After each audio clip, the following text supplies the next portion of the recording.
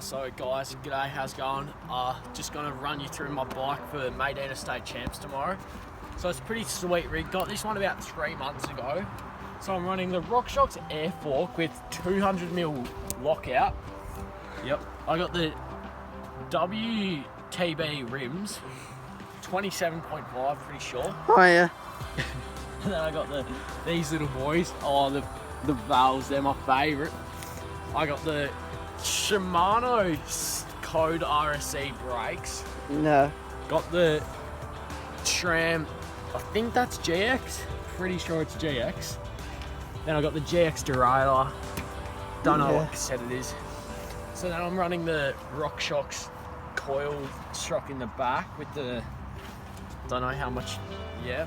Then I've got the, with the rotors here, I've got the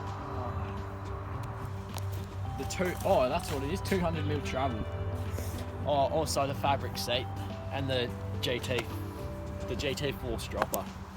Oh, also carbon frame. No, sorry, alloy front triangle and carbon rear triangle. Oh no. And this is the best bit.